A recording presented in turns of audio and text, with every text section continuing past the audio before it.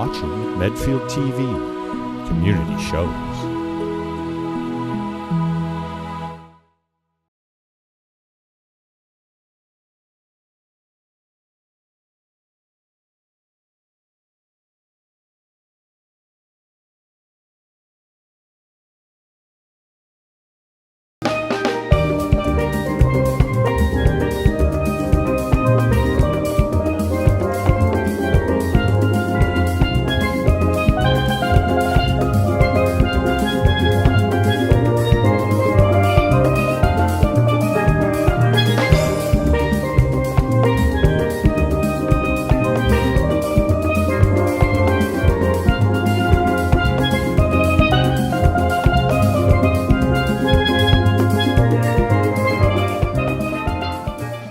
Welcome to Live Your Passion. I'm your host, Alex Stephen from Life Transforming Treasures.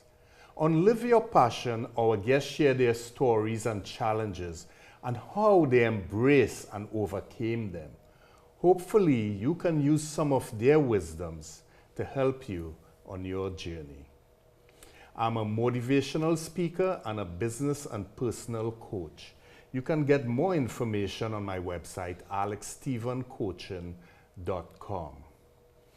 My guest today is Eddie Murray, and I want to introduce Eddie. Hi. How are you? Nice for coming. Thanks for coming. Thank nice you to for have you here. And Eddie wants to talk to us today about don't give up. And Eddie, I'll have you introduce yourself. Well, I'm Eddie Murray. I'm an artist. I'm an aspiring speaker. But more important than all those things, I'm a husband of a beautiful wife. I have two wonderful children, and I'm from Boston, Massachusetts. Go Boston. Yeah. And, you know, and I live in Avon right now, currently. Yeah. Okay, well, nice to have you here. Nice to be here. And look forward to, you sharing your story, very powerful story with the audience. So we'll start off. Tell us a little bit,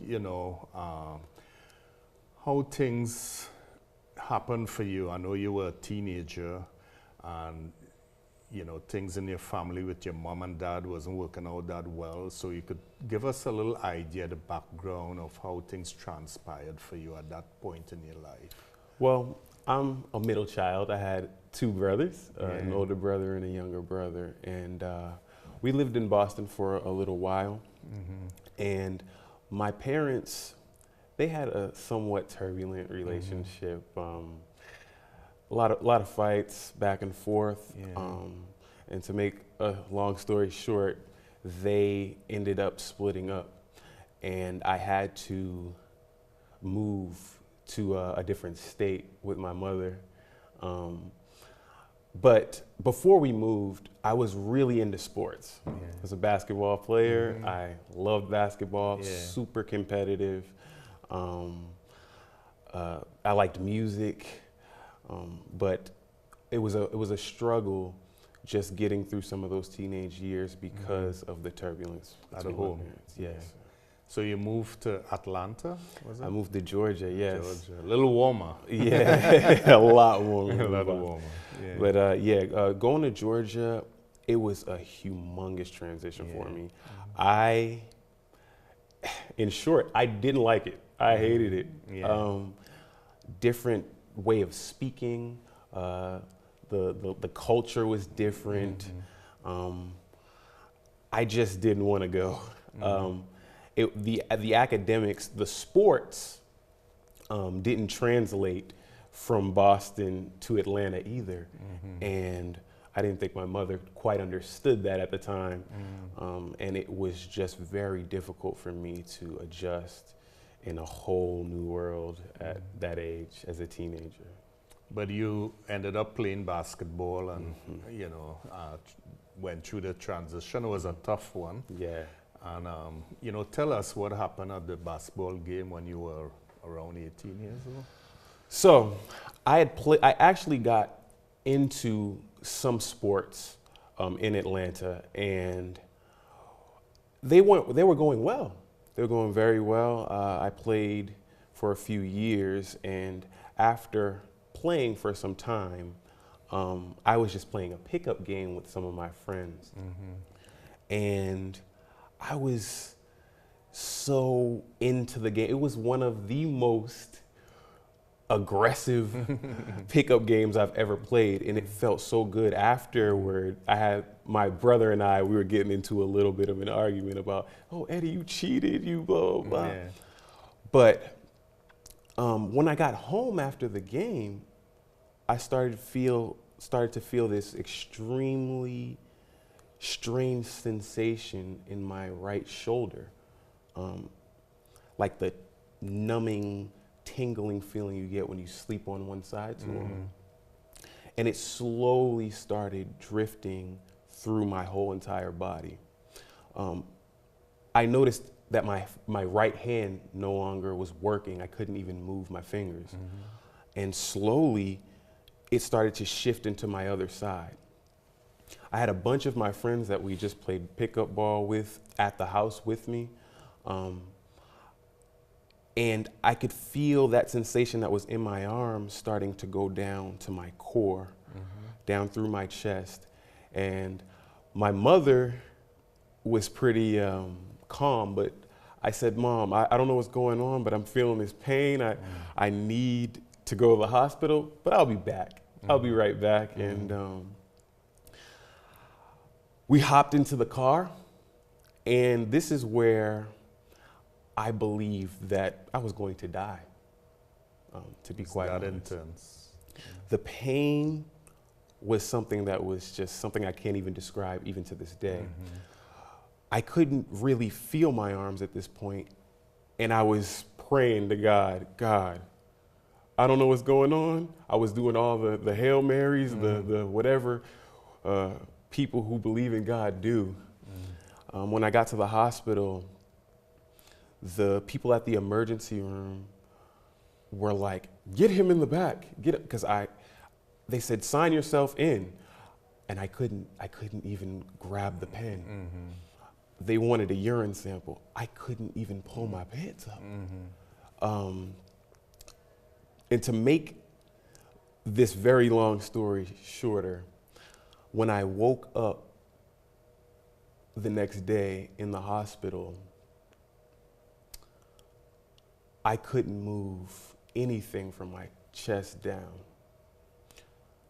I had no feelings. And it was the most devastating thing that I had been through at that point. Wow. So you were paralyzed, more or less. Yeah, paralyzed from my chest down. Chest down. And what did the doctors say? The first diagnosis was, this is all in your head. Wow. Get up. I was at a very strange hospital that, it wasn't one of the bigger hospitals, more local. But they had no idea what was going on. They had no clue why this was happening.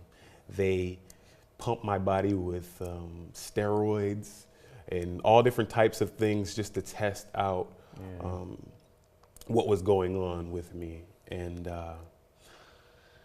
I was there for a few months, and they transferred me to a spinal cord facility that actually specialized in spinal cord injuries. What they had found was there was inflammation in my neck the size of about a golf ball that just appeared. And the spinal cord center, they told me that this was called transverse myelitis. And it was something that could possibly make me not ever walk again. If I didn't regain strength, that I could just give it up, that I'm going to be living a new life, and that I would always be in that position. So. But that changed for you. Yeah. So tell us about that. How you? Well, I didn't believe that. Not for 1 second. I had a dream that I was walking again. Not that I was walking like I walked before. It was a little shaky in the dream, but I dreamt that I'd walk again. And when I woke up, I heard a voice say to me, I'm not gonna leave you like this, that you will walk again. And I looked over at the corner to my mother, and she said, you know what, Eddie, you're gonna walk again. I don't care what those doctors said. But she was not the one who said it. Yeah. You got it in a vision. Yeah. But the key was you believed it. That is the number one thing. Yeah. I never thought for even a moment that their diagnosis was going to be the thing that I was going to live my life by. I knew that I was going to walk again. I had no question in my mind that I would walk again. No question. No question. Yeah. So, and how long were you in the hospital for? Altogether, about half a year. And I slowly started to regain some strength. I had people that I told this to. The physical therapist that I had was a brand new guy. First year ever doing this. And he came into my room and he looked very nervous. And he sat beside my bedside and said to me, Eddie, it's nice to meet you. My name is such and such, and I'm just coming in here to introduce myself. And I told him immediately my dream. God told me I'm gonna walk again, and he just turned red. And surprise. He said, if that's what's gonna make you work hard every day, then let's do it, and let's try it. And sure enough, I told a few people, and a lot of people, they just didn't believe me. Thought that I was a little loopy. A little crazy. And at the end of it all, God showed himself and I walked again. All those people that doubted me had to watch me walk out of that hospital. So share with us how you walked. It wasn't overnight. You got the vision and the next day you got up and walked. So it was a process and it took part of your thinking, your thoughts. You believed and you took certain steps in your mind. Yes, absolutely. You know, you thought it out, what you were going to do. So share with the audience a little bit about, you know, how you, the plans that you made for yourself and made yourself walk again. So they gave me a set of instructions, exercises, things that I could do for the time being. And what I did was, I did double that. Right. They had outpatient therapy to go to the movies and have snacks or have fun, and I didn't do any of those things. I worked on walking all of the time. But the first thing that I did was I believed. I believed that I could do anything, even in that state. Because having faith when it looks dismal is the number one key to breaking through to the next level. And I believed first, and then I put in the work. I worked every single hour, breath in my body to get to where I wanted to go. I had nurses telling me, like, I've never seen a man this possessed to do anything ever. So that's good. So, you know, you got shocking news. Doctors said you wouldn't walk again. Some of them said it was all in your mind. But with that vision and that faith that you had before even getting the sickness, you drew on that faith and that belief, and you worked on it. So you didn't just get the vision and sat down and say, okay, I'll walk. You took steps, and when they gave you instructions, you doubled that. So you took that initiative, and you were that determined that the nurses said they never saw anything like it. So that's the thing I want people to get, is that, you know, you had to have belief in yourself or whatever it is you want to overcome. Absolutely. You know, and with whatever steps you have to be determined. You have to put in the work, and you'll see the results. And that's what Eddie did. So tell us a little bit, tell the audience a little bit about some of the steps you took. I know you said you started off slowly with different, you know, devices you use until you could walk by yourself again unassisted. So share with us that journey so people get an idea of what you went through. Okay. So the first thing that they put you in is an electric wheelchair. And this has, if you do have the functionality of your hands, or at least your arms, you can handle the wheelchair with a lever and go 20 miles an hour if you want to. Yeah. And they had me in that for maybe about a month or so. And what I did was I lifted small weights until my arms got strong enough to get into a manual wheelchair. And then I started regaining some of the strength in my fingers as well. And they gave me a manual wheelchair and I mastered that. Slowly but surely, I could get up a hill, back up, all those things. And shortly there and after that, I started to practice standing every day. First with assistance. That was a milestone for me. Yeah. I stood and then I sat down bedside. I stood and sat down bedside over and over and over again. Then with a walker. And then I began to take my first steps with the walker. And it was just a long process of getting to a certain point that I wanted to be at. Yeah, it was just a slow, long process, but I'm here now. Yeah.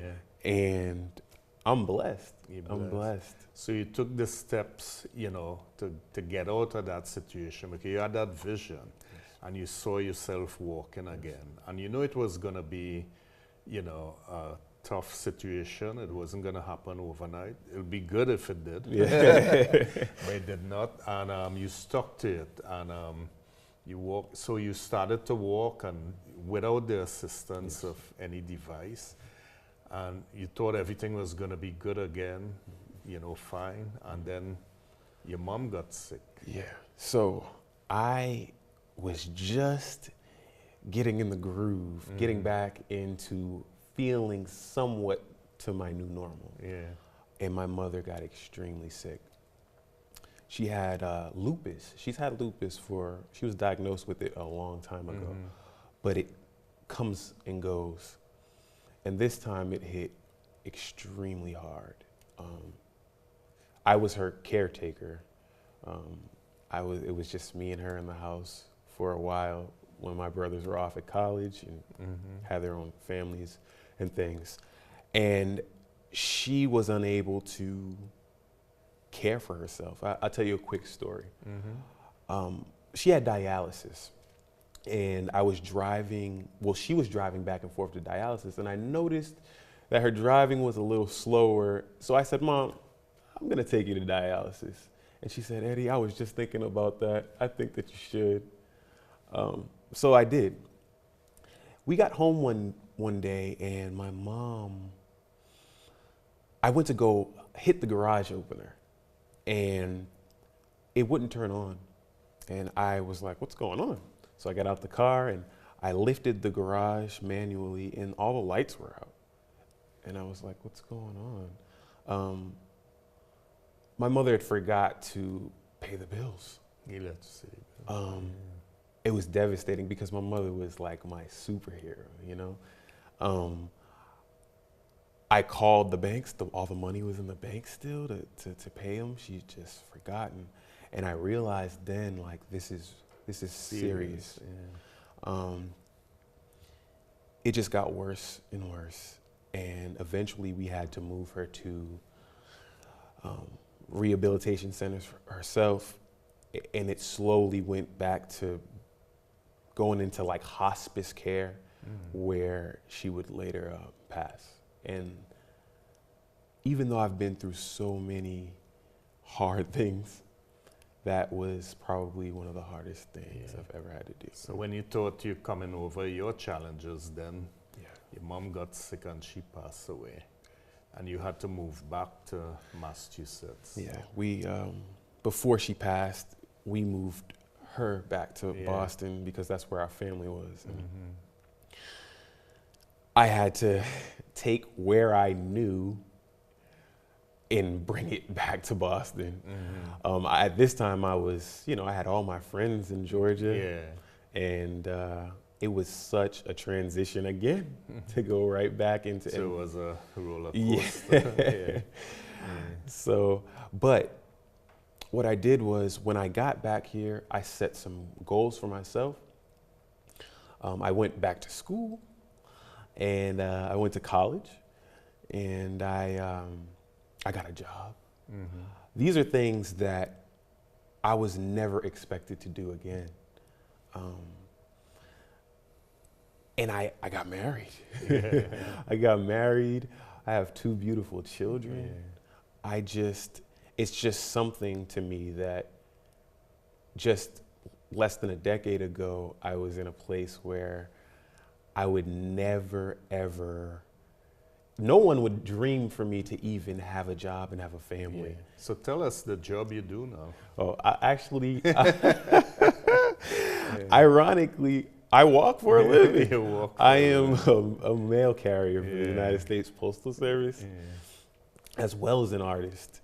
And I'm actually an inspiring speaker as well. So I'm working on my next level of greatness. Yeah. And I know you told me that, your mom passed, and you got your walking abilities back, you got a job, you got married, but you still thought something was missing. And that something was the passion you had for music and performing. Absolutely. And that's what the name of the show is, Live Your Passion. And once you do have that passion, or you have it and you're not living it, you'll always feel unfulfilled. Absolutely. So tell us a little bit about what you're doing now to fulfill that passion. I know you're in the early stages, and I could see you going, big places. Thank you. So tell us a little bit about your passion now. Well, what I will say is, before I get to that point,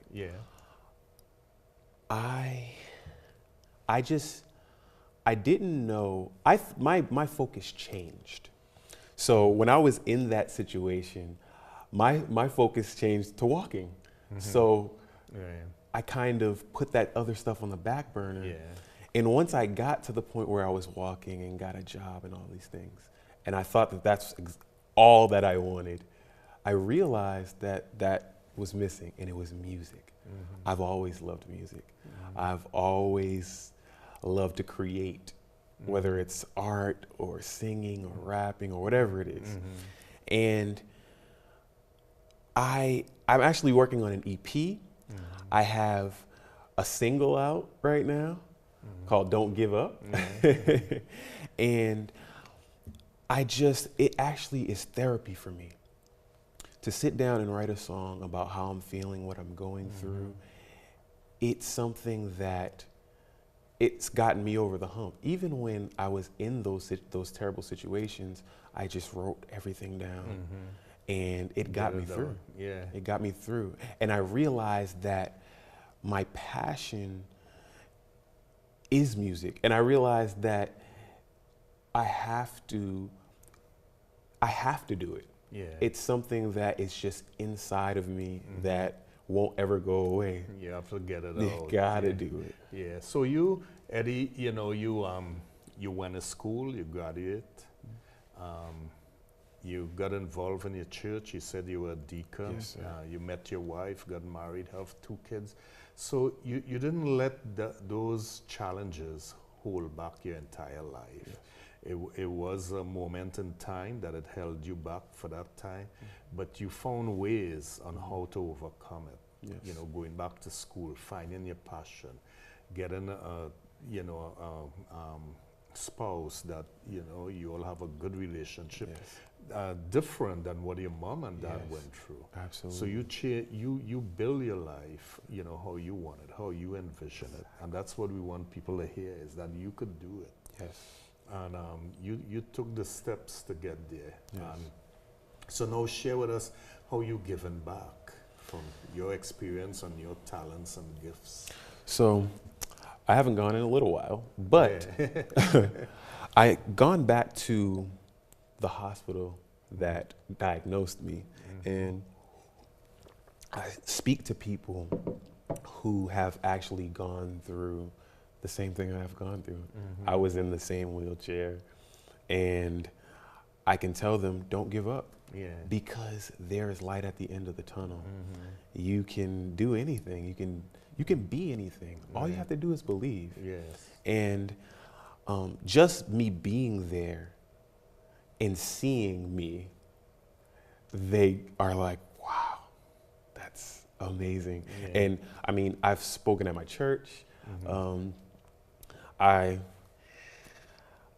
I'm just trying to give through my music. I believe that that gift of giving through music Yeah. can change the world. It can change the world. Certainly could. So, you know, it's good that you're giving back. You're at a place now, you know, where you, from what you're telling me, you're happy in your life. And, you know, there's more. Yeah, there's absolutely. more ahead. So I'd like to ask you at this point if there's anything else you'd like to share with the audience, anything we didn't touch on. Absolutely. So the first thing that I want to say is believe in yourself. Believe, because once you change your mind and say, I believe, anything is possible. Anything is, it doesn't matter what it looks like. It doesn't matter if you're a 10-year-old boy and you're being bullied in school right now, you are going to get through it. And a few years later, you can look back and pull somebody else up and tell them that they can do it. Another thing that I believe is extremely important is perseverance. Because life is going to throw you curveballs all the time. Yeah. You can have everything planned out, mapped out, and one little bump in the road can change your whole thing. So persevere through those things, and that will create change. And the last thing I want to drive home is the title of the show, Do Not Give Up. Yeah. Because no matter where you're at, you can make it. No matter what, you can change your life with your last breath. So choose to do that. Choose life over death. You know, Yeah. just go for it. Just go for it. Yeah. So I like that. You know, belief, that's the first thing. You know, your thoughts creates your world. And you know, what you believe in, be persistent, persevere, and don't give up. You know, just keep going along. And, you know, I believe that one of the things I believe is once you make a commitment, the universe moves in alignment for you to get it. I was telling my granddaughter this morning, dropping her to camp, is that once you set up this vision, you know, the universe is going to line it up. And I said, that's the secret. And she said, well, if it's a secret, why are you telling me? I said, well, it's your secret. You know, that's how you should operate. And she does that. Yes. She does that. She envisions stuff. So that's what we have to do. And thanks so much for sharing your story with us. Thank you for having me. Really appreciate it. And at this time, Eddie will perform for us his song, the single, Don't Give Up. I look forward to his performance. Don't give up. That single's in stores right now, wherever music is found.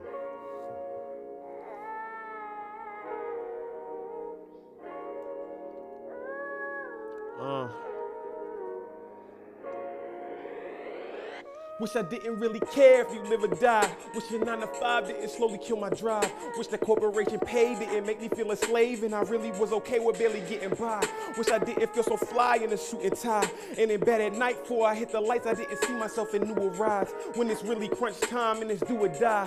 When you think it's her or him, when you realize it's just you fighting you inside. Wish I was a Democrat or a Republican.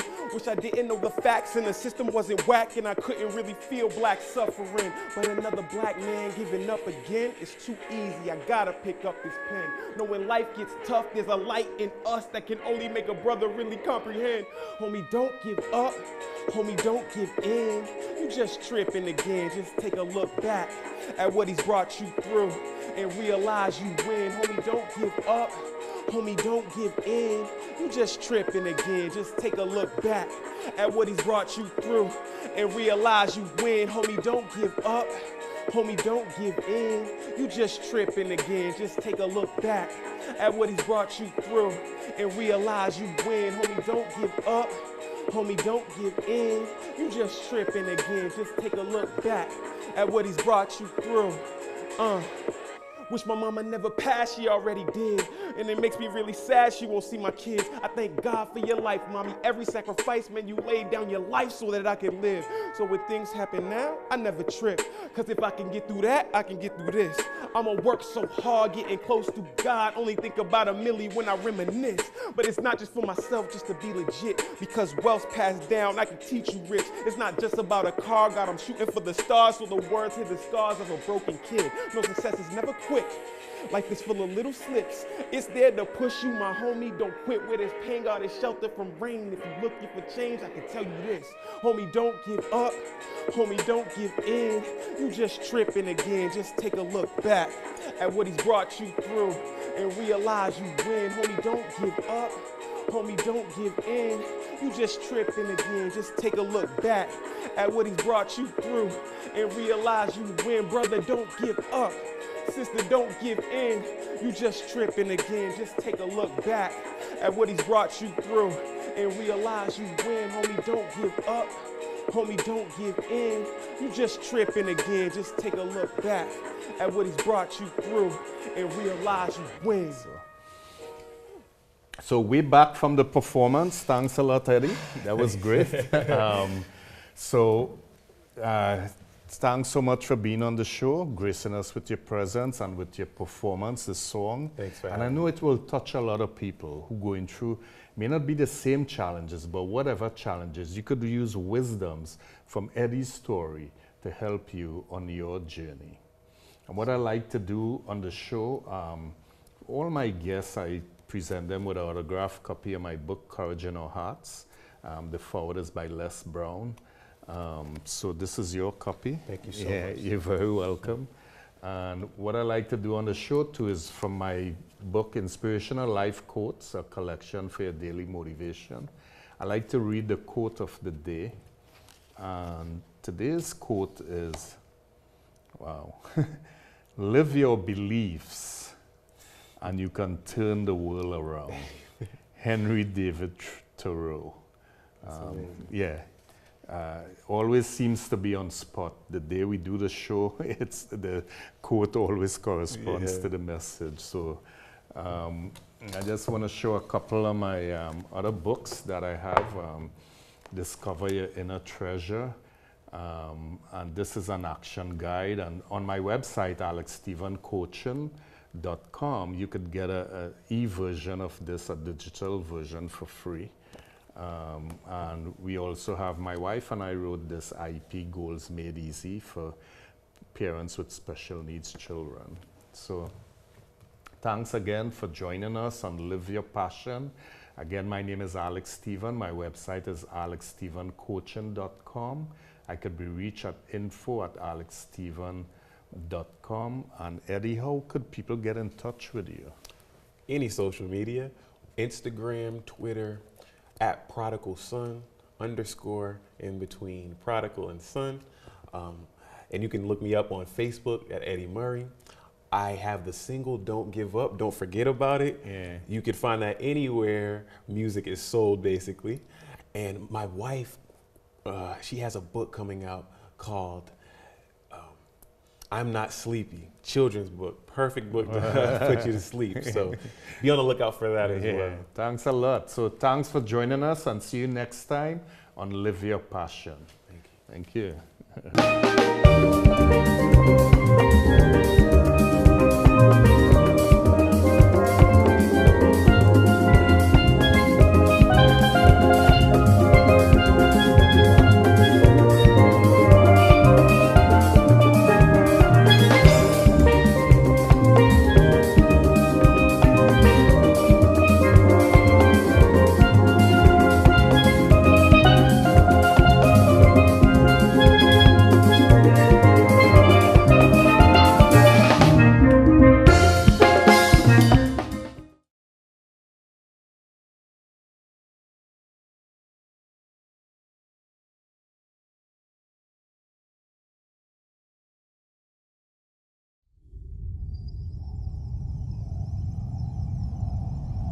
You're watching Medfield TV, community shows.